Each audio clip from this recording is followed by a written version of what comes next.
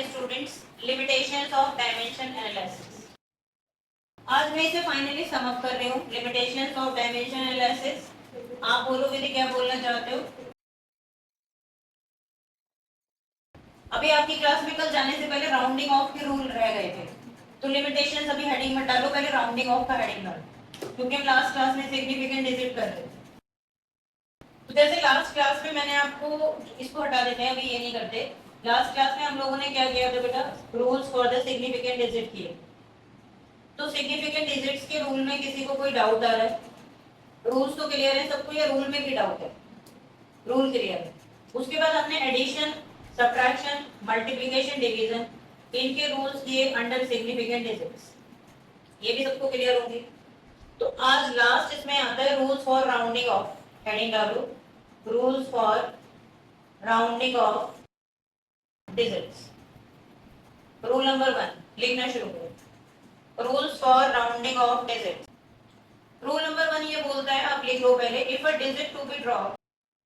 Rule number 1, if the digit to be drop, ऐसे लिखना है, if the digit to be drop is lesser than 5, then preceding digit remains same. Then preceding digit remain same. जो भी topic हम पढ़ रहे हैं देखो उसको अच्छे से क्लियर होना बहुत जरूरी है। जल्दी जल्दी आगे आगे तो स्कूल वाले भागेंगे। अगर हम भी ऐसे करेंगे कि हम स्ट्रेट लाइन शुरू कर दें और इसमें चीजें रह ही जाए, या हमने ये पढ़ लिया सिग्निफिकेंट डिजिट आया ही नहीं, सही से कैलकुलेशन हो ही नहीं रही है, तो इतना तेज चलने का भी कोई फायदा नहीं। तो अब वो चीजें क्लियर करके पढ़ना। हम भले ही एक क्लास के बाद हमें स्ट्रेट लाइन शुरू कर देंगे, लेकिन डाउट्स का मैंने बोला संडे पर ये टॉपिक अच्छे समझ आने चाहिए। इसका एग्जाम्पल देखो, जैसे 6.2534, ठीक है, मुझे डिजिट ड्रॉप करनी है, डेसिमल के ये लास्ट प्लेस को ड्रॉप करना है। तो अगर आप इसे ड्रॉप करते हो तो इस डिजिट को ध्यान से देखो, ये 4 से 5 से लेस है कि ग्रेटर है? लेसर है, तो इसको ऐसे ही ड्रॉप कर दिया जाता है और आपका आंसर क्या आ जाता है? 6.25। ये इसका एग्जांपल है। मतलब तुमसे क्वेश्चन में बोलेगा कि डेसिमल के 3 प्लेस तक राउंडिंग करनी है, तो किसे छोड़ना पड़ेगा? 4 को। और इसको छोड़ोगे तो फिर से चेक करोगे क्या ये 5 से बड़ा है या 5 से छोटा है। तो हमने देखा ये 5 से लेसर है, तो सीधा छोड़ दो और आंसर क्या आ जाएगा? 6.253। ये पहला रूल है। और अगर वो बोले कि डेसिमल के 2 प्लेस तक आंसर देना है, तो फिर जब जिस डिजिट को आप ड्रॉप करने जा रहे हो वो फिर से 5 से छोटी हो गई, तो फिर से आपका आंसर क्या आ जाएगा स्टूडेंट्स? 6.2। समझ आ गया? ये एग्जांपल लिख लो और फिर रूल 2 लिखो। रूल नंबर 2 में लिखो, if the digit to be drop, if the digit to be dropped is greater than 5, if the digit to be dropped is greater than 5, then preceding digit is raised by 1. Raise का मतलब होता है increase करना। If the digit to be dropped is greater than 5, then preceding digit is raised by 1. ये सब maths वाले हैं, जैसे 7.256, और आपको डेसिमल के 2 प्लेस तक आंसर देना है, तो आपका आंसर क्या आएगा? 7.2525। अब तुम्हें ये ड्रॉप करना है, तो आप देखोगे ये 5 से बड़ा है, तो यहाँ पे 1 बढ़ जाएगा, ये आंसर आएगा। नॉर्मल मैथ्स में जैसे हम करते हैं, इसमें कोई चेंज नहीं। Rule number 3, if the digit to be dropped is 5, then preceding digit is left unchanged if it is an even number. इसमें 3 रूल चलते हैं। If it is even number, वो ये बोल रहा है कि जो डिजिट ड्रॉप करनी है, डिजिट टू बी ड्रॉप, वो क्या है बेटा? अगर वो 5 है, डिजिट टू बी ड्रॉप अगर 5 है, तो ध्यान दो इधर, उसको ऐसे ही छोड़ देंगे हम। अगर प्रेसिडिंग डिजिट हमारी इवन नंबर है तो रिजल्ट क्या आएगा? 7.252। फिर से दोनों, आपको जिस डिजिट को ड्रॉप करना है वो 5 है, अगर उसको छोड़ना है हमें, तो उससे पहली वाली डिजिट अगर इवन नंबर है तो एज इट इज छोड़ देते हैं, कोई बढ़ाएंगे नहीं। लेकिन बी पार्ट में क्या बताया? अगर यही 7.2535 हो, यानी जो प्रीसीडिंग यानी पहले वाले डिजिट है वो अगर ऑड नंबर है, तो आप उसमें क्या कर देते हैं? +1 कर देते हैं। तो क्या आ जाता है 7, दोबारा समझ लो 7.254। जब तुम्हारे पास 7.565 है और तुम्हें डेसिमल के 2 प्लेस तक आंसर करना है, तो किसको छोड़ना पड़ेगा? हर्षवर्धन को बताना। तो आपके पास ये है और आपको डेसिमल के 2 प्लेस तक आंसर करना है, कौन सी डिजिट को छोड़ना पड़ेगा? कौन है वो?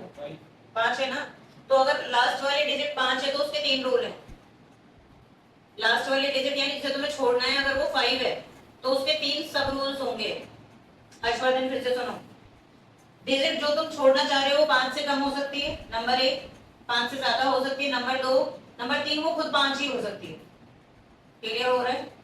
लेस देन 1 है, एज इट इज छोड़ दोगे नंबर को, 5 इसको छोड़ दो, अब यहाँ तक आंसर कर दो। यहाँ पे छोड़ना है 3 को छोड़ दो, बस यहीं तक आंसर आ जाए। कब? जब वो 5 से कम है, जिसे तुम्हें ड्रॉप करना है। ड्रॉप करने वाली बात समझ आ रही है? हाँ। और अगर वो 6 से 5 से बड़ा हुआ, मान लो मुझे डेसिमल के 2 प्लेस तक आंसर देना है, तो 6 को छोड़ना पड़ेगा ना। तो 6 5 से बड़ा है कि छोटा है? बड़ा है। एक बढ़ा दो आगे, इसमें एक इंक्रीज कर दो, तो एक एक करके छोड़ेंगे, एक साथ ड्रॉप नहीं करते, एक एक करके ड्रॉप करते। हम लोग ये समझ आया? कोई और एग्जांपल से देखना चाहोगे इसमें अपनी तरफ से? कोई एग्जांपल आपके दिमाग में आ रहा है? जैसे 2.578 और ये 6 आ रहा है, तो अगर ये इसको सोचो, हम 2 ले लेते हैं, सोचो अब तुम्हें ये छोड़ना है, तो एक आप एक बढ़ा दो, इधर क्या आ जाएगा 2.57, क्योंकि ये 5 से बड़ा नंबर है। बोलो, ये सिर्फ इसी चैप्टर में काम आएंगे, बाकी फिजिक्स में रूल लगाने की जरूरत नहीं होती। ये रूल हमें तब लगाने पड़ते हैं जब वो आंसर में लिख देते हैं calculate under the rules of significant digit, answer under significant digit. ये बताओ हमें एक कुछ क्वेश्चंस के अंदर ऐसे राउंड ऑफ करने के बाद आंसर आपको गलत है और सही वाला हो सकता है उसने आंसर मिसप्रिंट कर रखा हो, आंसर भी तो मिसप्रिंट हो सकता है, आपका आंसर सही होगा, फिर देख लेंगे। इसमें रूल्स ये देखो, सी वाला अगर 7.2505, अगर जो डिजिट आप ड्रॉप करना चाह रहे हो वो 5 है और वो 0 से फॉलो हो रहा है, यानी जिसको ड्रॉप करना है वो तो 5 है, लेकिन उससे पहले वाले डिजिट क्या है? 0, तो इसे ऐसे ही रहने दो। तो ये इसमें तीसरा रूल होता है। ऐसे मतलब 7.25 से हाँ ऐसे ही छोड़ देंगे। अच्छा 25, हाँ बाद में 25 तक हो जाएगा, डेसिमल के 3 प्लेस तक लिखोगे तो यहीं तक आएगा ना। 5 है तो उसको ड्रॉप कर देना ऐसे। ये सिग्निफिकेंट फिगर्स के रूल है, लिखो ये रूल्स लिख लो, कहां तक लिख लिया आपने? लिखो if the digit to be dropped is 5 then a part में लिखो preceding digit left unchanged if it is an even number, ये ए रूल है। preceding digit left unchanged if it is even number, example के लिए जगह छोड़ देना, B part में लिख दो preceding digit increased by 1 if it is odd number, B rule है। preceding digit यानी पहले वाली, उसके जो आगे है, preceding digit increased by 1 if it is odd number, और सी पार्ट में लिखो if it is followed by 0, यानी जो 5 तुम छोड़ने जा रहे हो उसके पहले 0 है। ऐसे कर दो, if the preceding digit is 0 then it remains same, उसको भी चेंज नहीं करते, वो एज इट इज रहेगा। 5 को एज इट इज ड्रॉप कर देंगे और आपका आंसर जो आएगा वो 7.250 होगा, और इसमें अगर डेसिमल के 2 प्लेस तक देना है तो 250 होगा, वही की बात। बट फिलहाल हमें आंसर ऐसे लिखना, अगर इसको ड्रॉप कर दिया 0 यहाँ पर आ रहा है तो ये ऐसे आ जाएगा। ठीक है, अब अपना क्वेश्चन पूछ सकते हो। और जो क्वीन सीरीज के क्वेश्चन है उसमें याद रखना कि अभी एकदम से आपसे सारे क्वेश्चन नहीं होंगे, क्योंकि उसमें सब चीजें लग जाएंगी। बहुत सारे क्वेश्चन ऐसे जो टॉपिक अभी आप पढ़ोगे, टाइप डी के आएंगे बीच में, एरर वाले भी नहीं करने, अभी चैप्टर की चीजें बची हैं, वो एक्स्ट्रा चीजें हैं उसके अंदर। तो जो टाइप डी, हाँ जेई में आ जाता है, आपके स्कूल में नहीं आएगा, तो इसलिए वो हम अलग से करेंगे। ये रूल्स आपने पढ़ लिए, कोई एक क्वेश्चन जो पूछना है मुझसे पूछ लो, फिर मैं लिमिटेशंस करा रही हूँ डायमेंशन एनालिसिस की, और एसआई सिस्टम के एडवांटेजेस करेंगे, क्योंकि ये सब 2-2 नंबर के क्वेश्चन है जो आपके स्कूल में पूछे जाएंगे। Advantages of SI system, heading डाल दो पहले। अब ये चीजें, इस चैप्टर की ज्यादा चीजें आगे फिजिक्स में यूज नहीं होती हैं, पर क्योंकि बेसिक है तो पढ़ना तो पड़ेगा ही। आगे पूरी फिजिक्स फिर अलग ही है, ये सब तो केमिस्ट्री में भी आएगा तुम लोग को। केमिस्ट्री में आएगा सिग्निफिकेंट। हाँ, जो टीचर पढ़ाएंगे तो आप फिर से पढ़ोगे। Advantages of SI system, number 1, it is a coherent system. It is a coherent system. Coherent system का मतलब क्या होता है? मतलब को का मतलब जो को वर्ड है इसका मीनिंग होता है सेम, मतलब इसके अंदर जितने भी यूनिट होते हैं उन सब में ज्यादातर क्या यूज होता है? Metre, kilogram, second. It is a coherent system, that is meaning लिख लो, all the units are, all की जगह वैसे मोस्ट ऑफ द वर्ड ज्यादा अच्छा रहेगा, most of the units are represented in terms of metre, kilogram, second. Most of the units are represented in terms of meter, kilogram, second, etc. Number 2, it is a rational system. NCERT तो ला रहे हो ना, अब हम इसके कुछ NCERT के questions भी करेंगे, क्योंकि आप ला रहे हो ना एनसीईआरटी, लेकर आना हमें से। It is a rational system, जो भी लाए हैं वो देख लेंगे। रेशनल का मतलब क्या होता है बेटा? रेशनल का मतलब ये होता है कि जैसे हमारे पास जितने भी तरीके की एनर्जी है सबका ऐसा यूनिट जूल होता है, हम यूज भी कर रहे हैं डायमेंशंस में, बट एनर्जी चाहे काइनेटिक हो, पोटेंशियल हो या वर्क हो, सबका ऐसा यूनिट क्या होता है? जूल। जितने भी फोर्सेस हैं सबको हम किस में मेजर करेंगे? न्यूटन। तो ऐसे सिस्टम को क्या बोला जाता है? Rational system. एग्जांपल लिखो, it is a rational system. For example, all types of energy have unit joule. For example, rational का मीनिंग मैंने आपको बताया, all types of energies have unit joule. Next देखो, क्वेश्चंस भी हैं, नंबर क्वेश्चन भी तो करें आप। नंबर 3 लिखो, it is a matric system. It is a matric system, इसका मतलब क्या होता है? दैट इज ऑल सब units are represented as the power of 10। जैसे आपने देखा होगा 1 मीटर इज इक्वल टू क्या होता है? 100 सेंटीमीटर। तो जैसे आप 10 रेज़ टू पावर 2 सेंटीमीटर लिख सकते। 1 किलोग्राम क्या होता है? 1000 ग्राम, जिसको हम 10 रेज़ टू पावर 3 ग्राम। तो ये मैट्रिक सिस्टम होता है जिसमें 10 की पावर आती है। फोर्थ लिखो, it has no gravitational unit। it has no gravitational unit। कोई ग्रेविटेशनल यूनिट नहीं होती। ये क्या होता है ग्रेविटेशनल यूनिट? तुम लोग जैसे किलोग्राम फोर्स, ये केजीएफ होता है, इसको ग्रेविटेशनल यूनिट बोलते हैं, या किलोग्राम वेट, ये भी एक ही बात होती है। इस तरीके के कोई भी यूनिट किसके अंदर नहीं मिलेंगे आपको? एसआई सिस्टम में। और अगर मिल गए न्यूमेरिकल में तो इसका कन्वर्जन होता है 1 किलोग्राम फोर्स 9.8 न्यूटन के इक्वल होता है। फिर हम चेंज कर लेते हैं, बाकी चैप्टर्स में आएगा, बट ये रिलेशन है। ये जैसे ग्राउंड फोर्स इसमें नहीं मिलेगा, और अगर मिलेगा तो उसको किसमें चेंज कर देंगे? 980 टाइम्स। तो लिख लो, it has no gravitational unit. For example, ये दोनों लिख लो, ऐसे कोई नहीं होंगे इसमें, और अगर होंगे तो आप उसे चेंज कर देंगे न्यूटन में और टाइम्स। ग्राम में हो जी, वैसे तो जी ही लिख कर आता है, बट जब जी यूज करते हैं तो वो वेट के लिए ही होता है 2g। तो जी का मतलब यहाँ पे ग्रेविटी होती है, उसका एक्सीलरेशन, वो अलग चीज है। कहीं कहीं पर लिख देते हैं जैसे 4 ग्राम, तो लिख देते हैं, चलेगा, मतलब गलत नहीं, बट इसका साइंस अलग आएगा फिजिक्स में। लिखो लास्ट, लिखो, it is internationally accepted system.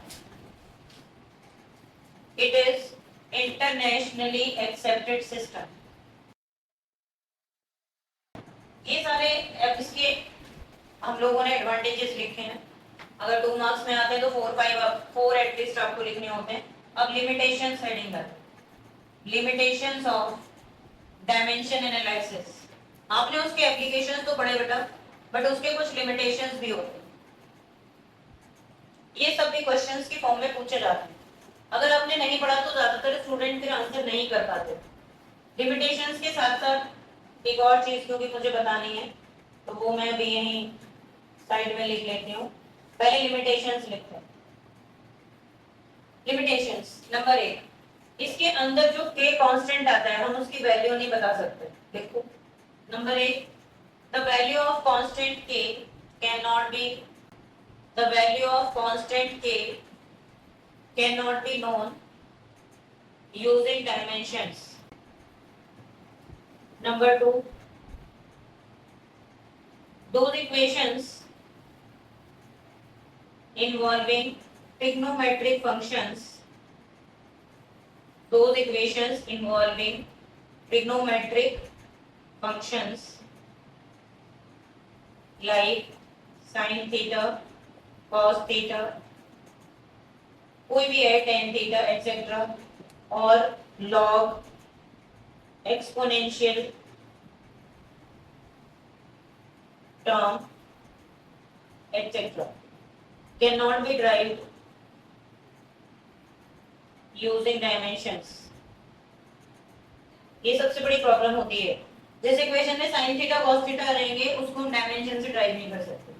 Number 3, हम अगर वैसा इक्वेशन दे रहे हैं कि न्यूमेरिकल एरिया की डिराइव यूजिंग मतलब डायमेंशन उसमें साइन होगा तो वो नहीं होगा, लिमिटेशन में देगा नहीं, चेक करने के लिए दे सकता है।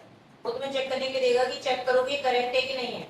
डायमेंशन में हाँ, लेकिन ये ऐसा इक्वेशन ड्राइव करो जिसमें साइन कॉस आ रहा है वो नहीं कर पाएंगे क्योंकि इनके डायमेंशंस होते ही नहीं, तो ड्राइव आप पता ही नहीं लगा पाओगे। जैसे कहीं पाई आ रहा है तो हमें नहीं पता चलेगा क्योंकि पाई के डायमेंशन नहीं है। Number 3, the equations involving logarithm. Logarithm maths का एक फंक्शन होता है बेटा, जैसे sin cos tan है ऐसे ही लॉगरिथम होता है। तो मैथ्स में ही आएंगी ये चीजें, फिजिक्स में तो कम जरूरत पड़ती है, केमिस्ट्री में भी पड़ेगी, बट फिजिक्स में जहां जरूरत पड़ेगी तो मैं इंट्रोड्यूस कराऊंगी। लिखो the equations involving more than 3 variables, the equations involving more than 3 variables cannot be derived using dimensions, cannot be derived using dimensions। आपने देखा होगा जितने भी इक्वेशन है उनमें हम पावर a b c ही लेते हैं, ऐसा कोई इक्वेशन नहीं है जिसमें तुम्हें पावर d लेनी पड़े, और अगर आप आ भी गया तो हम उसे नहीं कर पाएंगे, ये लिमिटेशन है। नेक्स्ट क्लास लिखो the equations involving numerical values 1 2 3 5 etc. The equations involving numerical values like 1 2 3 5 etc. cannot be derived using dimensions। ये सब हम इससे नहीं कर सकते, और जिन इक्वेशन में प्लस माइनस आता है वो भी नहीं हो पाती। जैसे तुमसे कोई बोलने लगे कि डायमेंशन की हेल्प से ड्राइव करके दिखाओ, s is equal to ut plus half at square, physics का इक्वेशन है, बट तुमसे कोई बोले कि डायमेंशन से ड्राइव करो तो ये डायरेक्ट ड्राइव नहीं होगा क्योंकि बीच में क्या लगा हुआ है प्लस।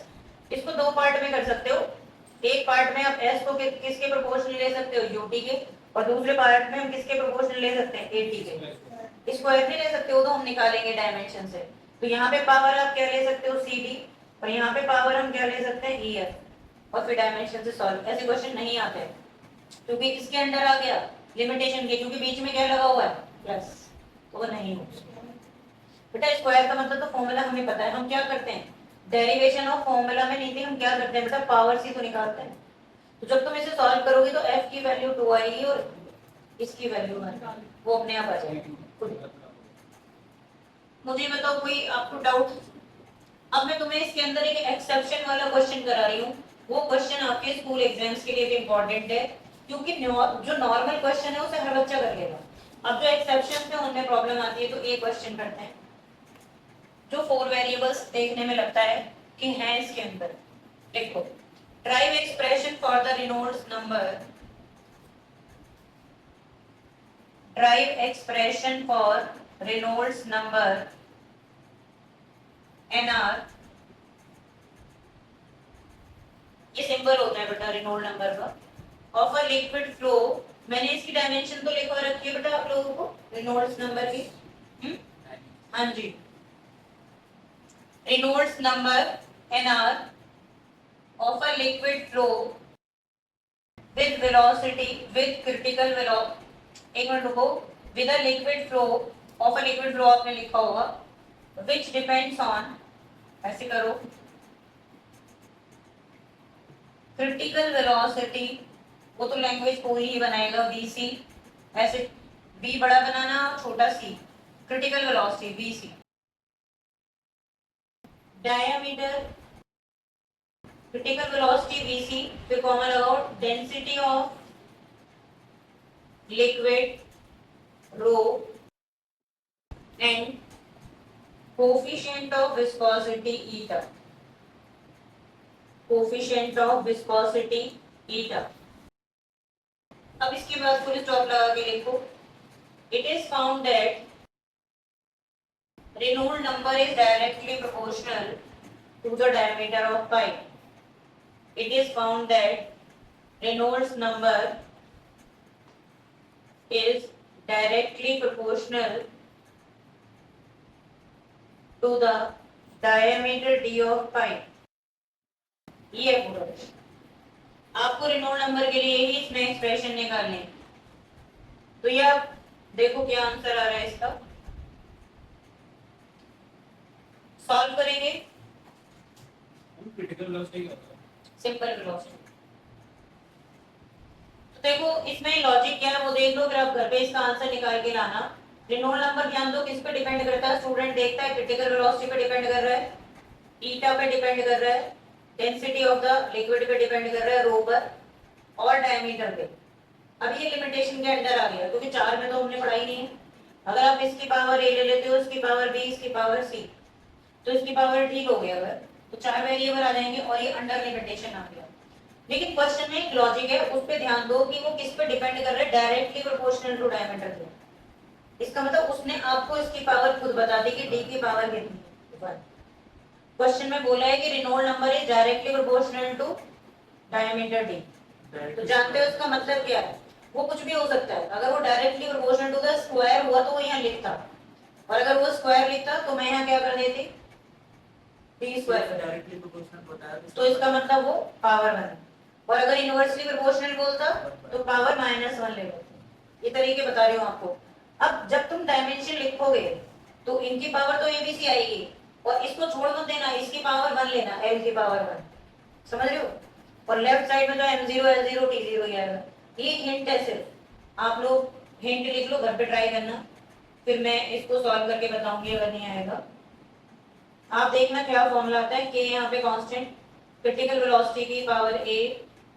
ये अच्छा क्वेश्चन भी है थोड़ा, क्योंकि इसमें ज्यादा दिमाग तुम्हें लगाना पड़ेगा, और d की पावर, d डायमीटर है तो लेंथ l होगा इसका डायमेंशन, और abc की वैल्यू डाल के इसके अंदर डाल दो, ये तो आपका आंसर अच्छा। क्लियर हो गया है, ये हिंट इसका बोलो। रेनॉल्ड नंबर के डायमेंशन होता है बेटा M0 L0 T0। क्या होगा, M0 L0 T0।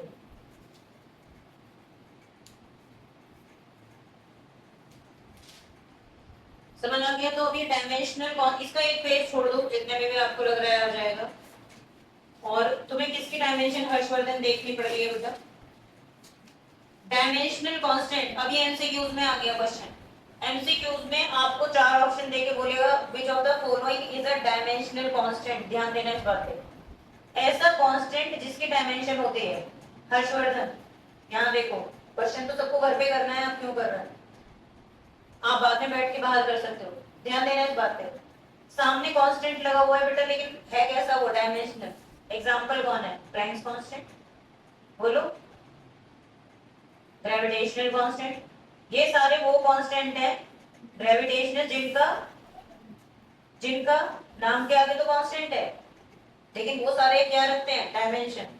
अब दूसरा इसमें मैं बताऊं, डायमेंशन लेस कांस्टेंट। वो तुमसे क्या बोलेगा, बताओ डायमेंशन लेस कांस्टेंट कौन होता है। तो ये वो सारे कांस्टेंट होते हैं जिनका कोई डायमेंशन नहीं होता। एग्जांपल कौन है, प्योर नंबर है सारे, 1 2 3, ये सब क्या है, नंबर्स हैं, लेकिन इनके कोई भी सारे के सारे कांस्टेंट है ना ये, और इनका कोई भी डायमेंशन पाई है। तो लिखो dimensional constant. Those constant which have dimensions. Example लिख लो, दो मैंने बोले, बाकी तो सारे हैं इसमें। बोल्ट्जमैन है, स्टीफन है। Planck's constant, gravitational constant. NCERT सब लेके आएंगे बेटा नेक्स्ट क्लास में। और कल उससे पहले तो भी संडे की क्लास होगी, टाइप डी के सारे डाउट्स उसमें हम डिस्कस करेंगे, जो भी डाउट्स हैं उसके अलावा होंगे, चाहे एनसीईआरटी है या क्वीन सीरीज में भी देख लेंगे जितने भी डाउट्स हैं अभी तक। डायमेंशनलेस कांस्टेंट लिखो, those constants which have no dimension, those constants which have no dimension। Uncle Sunday वाली क्लास रिकॉर्ड होगी? नहीं, डाउट्स क्लास रिकॉर्ड नहीं होती, कि कोई रिकॉर्डिंग करने से फायदा नहीं। ये क्या होगा बेटा, but pure numbers pi etcetera sine theta cos theta, इनकी कोई डायमेंशन नहीं होती। इसी तरीके से डायमेंशनल वेरिएबल आते हैं। बस ये लास्ट है, हम आज की क्लास में इतना ही करेंगे। ये मैं इसके एग्जांपल लिख रही हूँ। ये वो वेरिएबल है बेटा जिनकी डायमेंशन होती है, जैसे फोर्स है, इंपल्स है, जितने भी तुमने पढ़े हैं वो सब इसी कैटेगरी में आते हैं। मोमेंटम है एटसेट्रा, सारे के सारे जिनकी और ऐसे डायमेंशनलेस वेरिएबल होते हैं जो नाम को तो वेरिएबल है पर उनकी कोई डायमेंशन नहीं होती। और उसमें कौन कौन आएगा, स्ट्रेन है, हाँ जी relative density, very good, angle है, रिलेटिव डेंसिटी है, ये सब एमसीक्यूज में कोई भी ऑप्शन डाल सकते हैं। So that's all for today's class बेटा, thank you very much। इसकी डेफिनेशन वही those variables, इसकी डेफिनेशन लिखोगे तो क्या आएगा, those variables which have y variable because इसकी वैल्यू डिपेंड करेगी मास इनटू एक्सीलरेशन। फोर्स तो फिक्स नहीं है ना, जैसे 2 है इसकी वैल्यू तुम बदल सकती हो, लेकिन फोर्स 10 न्यूटन 100 न्यूटन सिचुएशन के अकॉर्डिंग कुछ भी होगी। इसीलिए बेटा इसको क्या बोला गया, वेरिएबल। और इनकी डायमेंशंस होती हैं। वेरिएबल वो है जो टाइम या वैल्यू से बदले, और वेरिएबल वो है जो टाइम या वैल्यू से बदले पर उसका डायमेंशन ना हो। स्ट्रेन है, change in length upon original length, कुछ भी हो सकती है बट उसका डायमेंशन नहीं हो, इसलिए उसे वेरिएबल बोला गया। क्योंकि लेंथ पे डिपेंड, एंगल है, आर्क लेंथ अपॉन रेडियस होगा, तो किसी सर्कल का कुछ रेडियस होगा, आर्क लेंथ कुछ होगी, बट डायमेंशन नहीं होगा। तो ऐसे तुम्हें ऑप्शंस दिए थे।